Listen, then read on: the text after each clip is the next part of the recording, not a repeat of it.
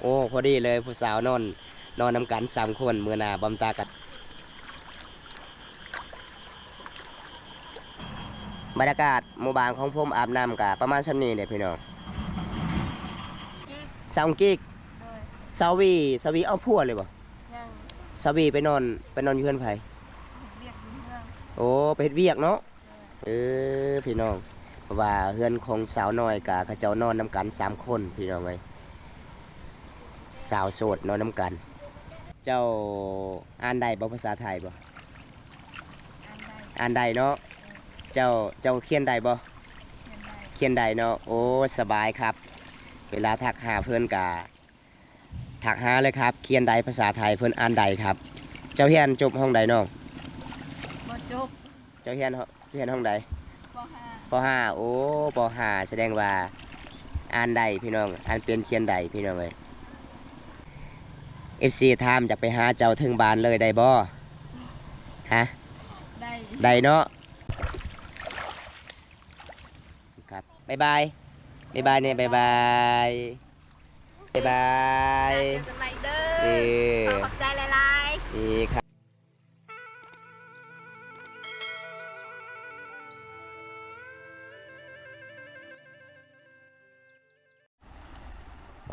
ทุกคนบอนสาวบ้านอาบน้ำอาบในพี่น้องเลยสวัสดีครับผู้สาวสวัสดีอาบน้ำซิลูโดยมากับผู้ใดมากับมูมาลานโอ้บรรยากาศสุดยอดลายเลยพี่น้องเป็นน้ำซีลูได้นี่เลยเป็นหวยซีลูพี่น้องบรรยากาศเห็นบ่อยู่ทางพุ่นกระเจ้ากับกำลังสิสอนมุงสอนป่าสอนกุ้งพี่น้องเท่านั้นพี่น้องเลยพี่น้องเลยบรรยากาศยามแรงพี่น้องผู้ใดก็หาอยู่หากินล่ะพี่น้องเลยสาวแกดไปไสมื้อนี้สาวแกดไปฮือให้ไปนอนอยู่ภูกับแม่ลาวไปนอน2 คนบ่แม่ไปนอน2 คนจักมื้อแหละลาวไปนอนไปเช้านี่แหละไปเช้านี่บ่โอ้พี่น้องเอ้ยอันนี้ก็บรรยากาศสาวลาวอาบน้ำก็จะเป็นขุ่นเลยเด้อพี่น้องเห็นบ่น้ำเขตนี้พี่น้องเพราะว่าคนตกเนาะโอ้น้ำขุ่นพี่น้องขันผู้ใดบ่เคยอาบนี่แสดงว่ามันก็สิขันเลยเด้อพี่น้องบรรยากาศยามแรงเคยอาบบ่ได้คันเคยอาบบ่ได้คันบ่โดยบ่ได้คันดอกโอ้ทางประเทศสิไปอาบแล้วก็มันคันเนาะแมนเก็บอันชุ่มข่อยนี่เขาอาบตลอดเลยก็บ่ได้เป็นหยังผู้สาวคนหนึ่งผู้อาบอยู่เทิงเลยผู้เดียวพี่น้องเอ้ยบ่ได้ย่านพี่บ่อยู่ผู้เดียวฮะบริยานปิ้งบ่ไทยดันบ่ปิ้งล่าได้อาบผู้เดียวได้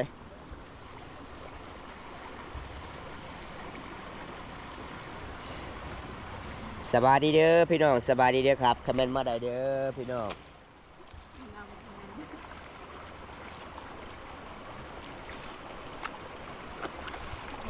อันนี้ก็จะเป็นน้ำซีรูเห็นบ่พี่น้องตะกี้มันก็จะเป็นน้ำน้อยๆได้แต่น้ำมันใหญ่ตลอดมันก็เจือนลงมันก็จะเป็นหวยใหญ่เลยพี่น้องเอ้ยมีไอเคบ่ครับ FC ถามมีจระเข้บ่มีบ่จุดนี้บ่มีบ่ได้อึดดอกมีเนาะโอ้มีอยู่เด้อครับจระเข้ก็คือภาษาบ้านเฮาเอิ้นระเบ้อเด้อครับแม่นแหละบ่ได้อึดเนาะน้ำก็คุ้นพี่น้องเอ้ยน้ำพ้นตกจากผู้พี่น้องก็เลยมันไหลลงมาหมู่บ้านพี่น้องเอ้ยมันจะเป็นน้ำคุ้นฝนตกมื้อเช้านี้ตกบ่แห้งแต่อากาศก็เย็นพี่น้องเอ้ยบ่พี่น้องบรรยากาศบ่อนน้ำสาวลาวอาบน้ำพี่น้องเวทผู้สาวอาบน้ำบ่อนไตสิอาบเด้อพี่น้องเพราะว่าจุดนี้ก็เป็นจุดที่ทั้ง3 หมู่บ้านเฮาอาบน้ำพี่น้องเอ้ยเห็นบ่เส้นทางเฮาขึ้นพี่น้องเอ้ยมันจะเป็น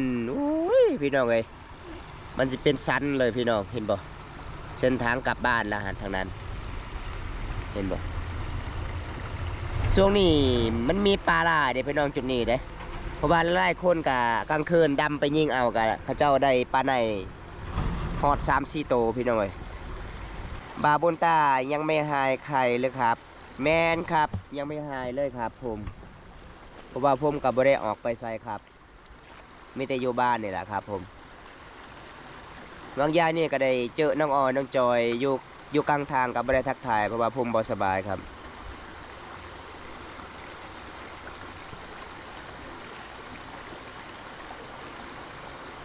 มื้อนี้ก็ไปอาบน้ำยังแรงๆก็เลยได้เจอสาวบาปกับมาไลฟ์สดครับผมเพราะว่าปิดสาวบาปอาบบอมตากาสิอาบตำหลังพี่น้องมื้อนี้สาวบานไปอาบบ่หลายเนาะมื้อนี้เนาะสาวบาปเนาะเพราะว่าหลายๆคนก็ไปฮือไห้เนาะช่วงนี้เนาะ ถึงหน่อยเขาก็มาเขาจะได้มาแต่ให้นะ คำๆจะหน่อยเขาจะมาอาบบ่ พันจะหน่อยเขาก็มาแล้วเขา โอ้ ก็มาอาบเลย โดยแต่เดี๋ยวนี้เขายังบ่ทันได้มาแต่ให้ แม่ ก็บ่ได้มายังบ่ได้มาที่สวนเนาะ แม่ มีหลายเรื่องเพชรนะ อืมส่วนบทบ้านเฮาก็ช่วงนี้ก็เฮ็ดให้เนาะ เป็นบางคนก็หูเรียบร้อยแล้วให้แบบว่าเสียงานชวนอีกเด้ โอ้โอ้ยพี่น้องเอ้ยยังเป็นไอเดี๋ยวพี่น้องเอ้ยขอตัวขอไฟละลายด้วยครับเบิ่งพี่น้องเพิ่นกลับไปแล้วเพิ่นว่าโอ้ยผู้สาวอาบน้ำยังบ่ทันได้แล้วค่อยกลับก่อนเด้อ เมื่อเลยบ่โอ้เมื่อเพิ่นว่าพี่น้องเอ้ยเพิ่นทาผู้สาวอาบน้ำยังบ่ทันได้แล้วเพิ่นก็เมื่อกลับก่อนพี่น้องเอ้ยเคสวัดบรูบ้านเฮาแบบนี้ล่ะพี่น้องเอ้ยการใช้ชีวิตยามแรงๆพี่น้องอาบน้ำตามธรรมชาติพี่น้องน้ำก็เย็นเลยพี่น้องเพราะว่ากลางคืนนี่ผู้สาวหลายๆคนเขาเจ้าก็ไปซ่อนกุ้งเนาะได้หลายอยู่บ่ ได้ไล่อยู่ได้ โอ้เจ้าเคยไปสอนอยู่บ่ เฮ้ยคืนนี้ไปคืนนี้บ่ได้ ไปกับผู้ใดคืนนี่ พูนไปกับชาวกาด สาวกาด โดยผู้สาวผู้ว่าอาบน้ำอยู่เถิง ผู้สาวบ่อยู่เทิงบ่ โดยผู้สาวแหละ ได้หลายอยู่บ่คืนนี่ไปสอน ได้ไล่อยู่ชอบกินอยู่นะคืนนี้ โอ้เพราะว่าครับเขตบ้านเฮานี่ต้องหาอยู่หากินแบบบ้านๆเนาะคันบ่ได้ไปหาก็บ่มีกินนะน้อง แม่นบ่มีได้เขาบ่ได้ไปหา แม่นสบายดีครับพี่เฟบาครับสบายดีเด้อที่เขามาติดตามครับชมสองพมเด้อขอบใจหลายๆเด้อ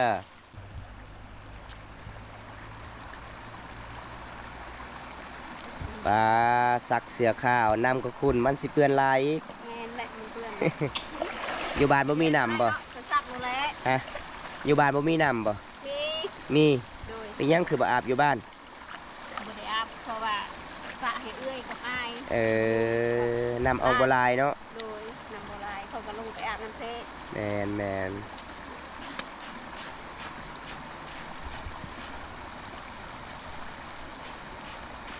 แต่ก็บ่อยากอาบคือกันเนาะน้ำมันทุนๆนี่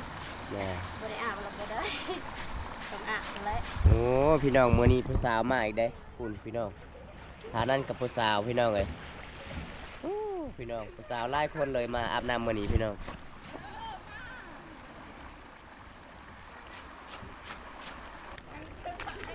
ปลาพี่น้องผู้สาวหลายเลยครับมื้อนี้ครับเขาจะเอามาอาบน้ำครับผมเห็นบ่พี่น้องอันนี้ก็จะเป็นผู้สาวเขตหมู่บ้านของบ่อมตาเด้สบายดีผู้สาว สบายดี ปลาสร้างมางามแท้ซื้อในใดเจ้านี่ คือน้อย สาวน้อย โดย ว่าสาวน้อยน่าหักเท่เนาะบ่แม่นแต่ซื้อน้อยได้แต่โตใหญ่ได้หน่อยนี่เด้ ยังโสดอยู่บ่ โตด ยังโสดพี่น้องอ้าวคือข่อยมาหาเจ้าอยู่ในเฮือนคือบ่เห็นเจ้าไปไส เป็นไข้นะ เป็นไข้ โดย บ่สบาย แม่ โอ้จักมือแล้วจะบ่สบาย ที่มือแล้ว สี่มือแล้วโอ้ส่วนบอมตา6 มือแล้วบ่สบาย แต่บอมตาบ่ได้เป็นไข้ข่อยบ่สบายซื่อๆ อันนี้สาวน้อยเด้อพี่น้องสาวน้อยหมู่บ้านของบ่าวบอมตาพี่น้องอยู่ทางพุ่นเด้ซื้อบ้านนี่ใดเนาะบ่อาบน้ำทางนั้นฮะสาวกาดบ่โอ้สาวกาดพี่น้องสาวกาดสาวน้อยส่วนอยู่ทางรุ่มก็คือสาวบาปเด้อเพิ่นกำลังซักเครื่องพี่น้องเอ้ย อยู่ทางโน้นพี่น้องโอ้ยพี่น้องเอ้ยผู้สาวผู้เดียวอาบอยู่ลุ่มผู้สาว2 คนคือขึ้นอาบอยู่เถิงพี่น้องตรงนี้น้ำดื่มใส่ไหมใส่กินได้หรือเปล่าอ๋อจุดนี้ก็ใส่กินบ่ได้เด้อครับมีแต่อาบครับผมอันนี้ก็คือสาวน้อยเด้อครับสาวน้อยสาวสวยครับใส่ไปดูผู้สาวอาบน้ำหน่อยสิใส่ไปดูผู้สาวอาบน้ำหน่อยสิ ไม่ใส่สบู่ทับเหลือไม่อาบสบู่แบบแล้วครับ โอ้ยผู้สาวกะสบู่กะมันก็บ่ได้หลายครับกระเจ้ากะทาแป๊บเดียวก็แล้วครับผมเห็นบ่สาวเขตหมู่บ้านของบอมตากะใช้ชีวิตแบบบ้านๆงามแบบธรรมชาติเลยเด้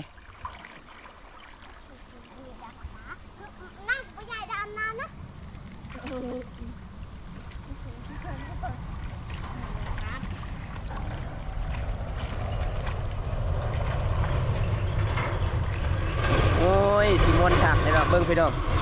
ดังเถิงปู๊รถใหญ่พี่น้องรถใหญ่ขามเซลูพี่น้องเลยสาวน้อยสาวน้อยเจ้ามีเพจคือกันอยู่บ่มีในได้ซื้อเพจเจ้าน้อยน้อยโดยภาษาไทยหรือภาษาลาวภาษาอังกฤษโดยโอ้คันถ้า FC อยากทักหาได้บ่ได้บ่เอออยากให้คุยหลายเด้อ คนงามปานนี้มีแฟนแล้วบ่จักบ่มีนะยังบ่มีบ่โดยโอ้แสดงว่ายังบ่มีเนาะจึงแจกเพกใดเนาะน้อยภาษาอังกฤษบ่โอ้พี่น้องทักหาใดเด้อพี่น้องผู้ใดอยากร่วมกับน้องน้อยเอาแล้วไม่ถอดเสื้อผ้าเลยอาบสุดแบบนั้นเลยล่ะ แม่นพี่บุญส่วนผู้สาวบ่ถอดดอกพี่ผมก็อาบน้ำอยู่นี่คือกันล่ะเพราะว่าสาวน้อยเพิ่นก็สิกลับก่อนเพิ่นว่าโอ้ยมื้อนี้ก็ทาหมู่ยังบ่ทันได้อาบน้ำเพิ่นเมื่อยถาพี่น้องปลาสาวน้อยเจ้าทากระแปงยังคือขาวใส่แท้เจ้าฮะ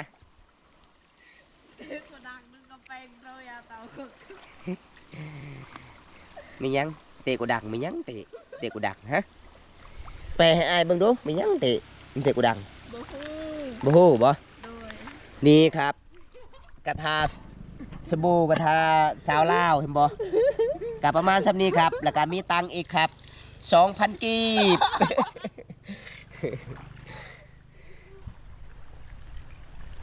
สิกลับเลยบ่สาวน้อยเจ้าอยู่ทางนั้นยังสิเมื่อบ่เจ้าบ่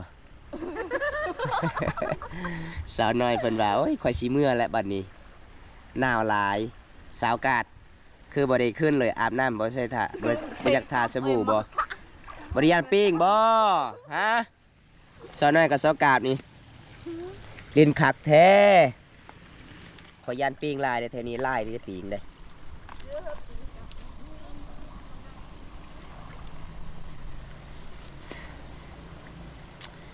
ป้าพี่น้องสุดยอดลาย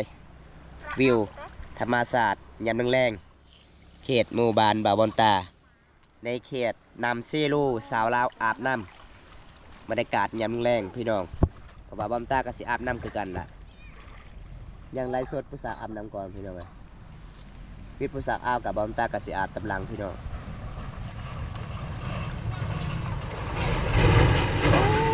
รถใหญ่มาแล้วพี่น้องเอ้ยเส้นทางนี้กับเส้นทางเมืองนองไปสู่เมืองโตยดีพี่น้องออกสารวันใดพี่น้องเลย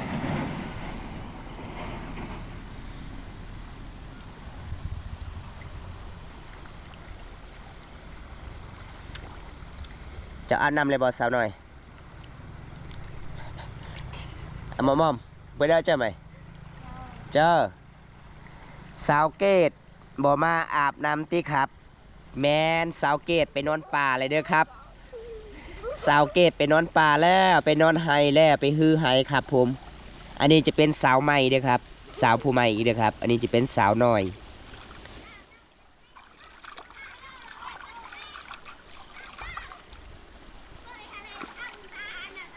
อยากอยากไปอยู่ธรรมศาสตร์แบบนี้สอบสาวสินเสือสีน้ำตาลอาบอยู่ครับ โอ้ครับขอบคุณครับอาบด้วยได้ไหมครับ ได้มาอาบเลยครับผมแกตัวกุดตัวตะเกียงจิมุดเนาะเนาะเฮ้ยnhà cái bơi đó kì cái như tuột cột tuột ảo như bơi có đo cái này chỉ bơi cho đo đây cái đem lại sốt đây khai mình lại sốt khai mình đem bơi sức quần ảo thế bờ đờ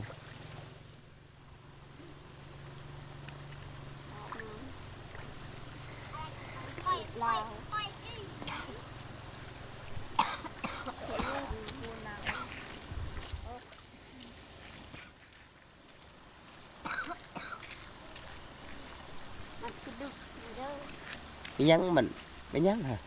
mình sẽ được mình nhắn yeah khắc nó cho nằm nóพี่น้องเลยคักลายไม่ตัวอ่างจิมุดดำกี่เด้อกี่ลายสดเด้อไปจะกระดอม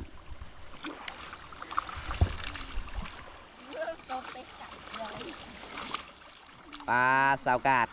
คือปีงจับขาน้องแล้วลอยไป ไปแล้วบัดนี้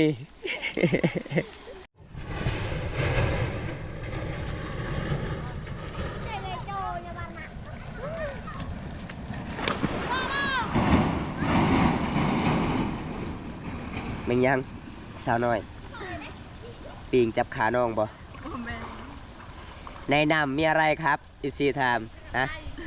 ในน้ำมียังสาวน้อยมีปีงโอ้บริยันปีงบ่ย่านปลาย่านคือเล่นน้ำคักแท้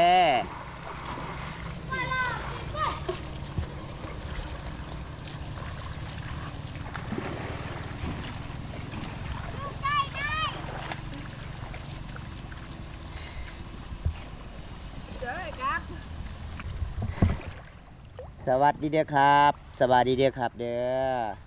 ผู้สาวกับซีแล้วอาบน้ำพี่น้องเลยเห็นบ่สาวหลายๆคนกับสีอาบน้ำอาบในเพราะว่าเขากับสิกลับเพิ่นกับสารอากาศมันกับสิค้ำในนึงแหละครับ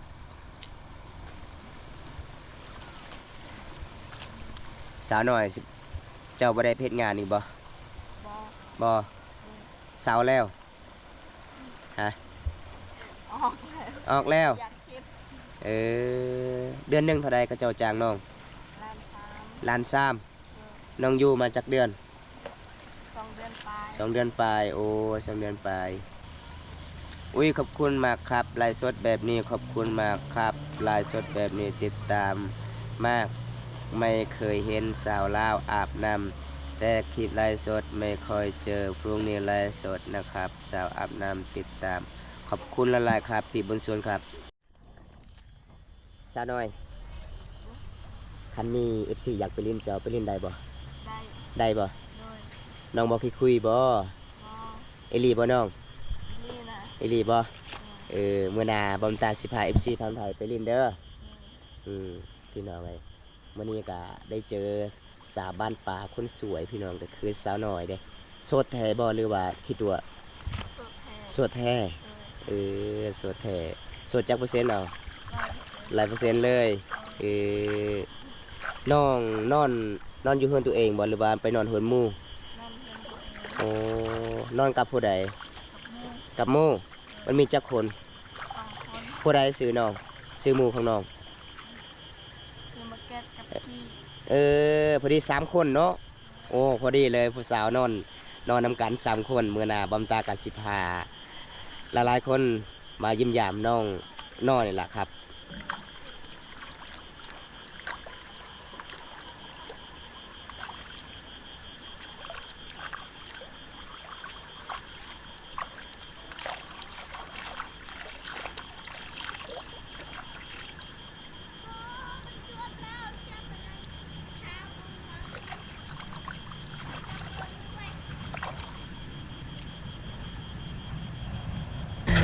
เพราะว่ามื้อหน้าบอมตากะสิไปเล่นอยู่เฮือนสาวน้อยเพราะว่าสาวน้อยให้ไปเล่นครับ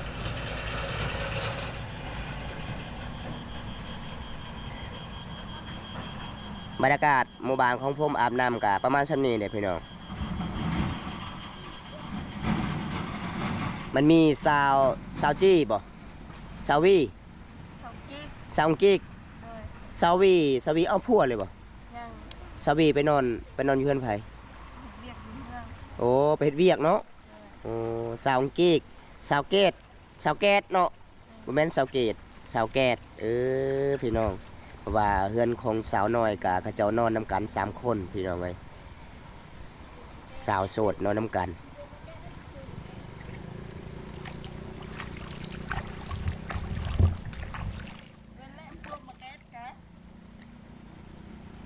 มาแกตแหละเจ้าอ่านได้บ่ภาษาไทยบ่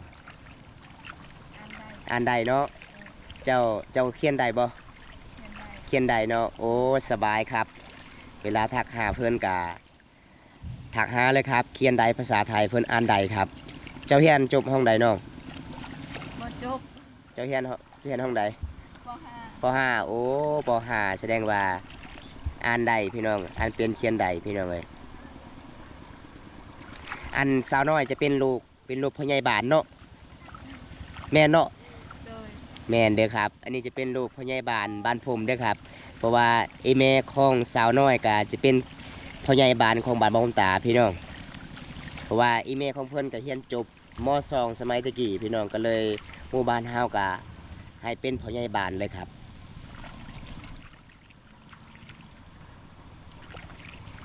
จะไปหาถึงบ้านเลยได้ไหม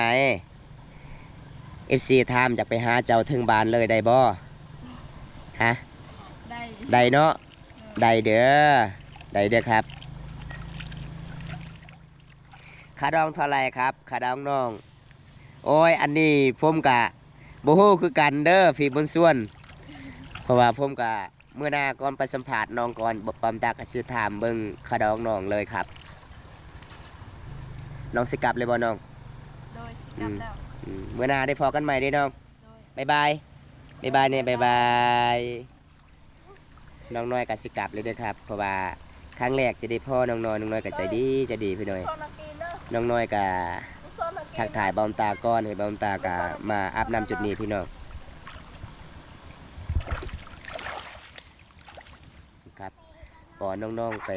อาบน้ำหรือว่าน้องๆกับสิกลับเลยทุกคน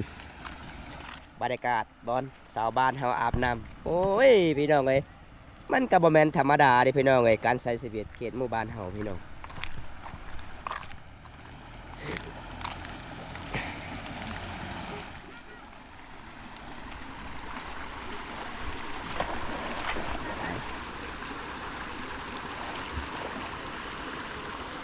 อันนี้กับสาวบาปกำลังอาบน้ำโอ้ยบอมตาทาผู้สาวอาบน้ำจนสิคำบอมตาสิบ่ได้อาบละมื้อนี้พี่น้องเอ้ย มันสิคำแล้วส่วนสาวน้อยก็สิกลับแล้วพูนพี่น้องเส้นทางเห็นบ่โคตรยากเลยพี่น้อง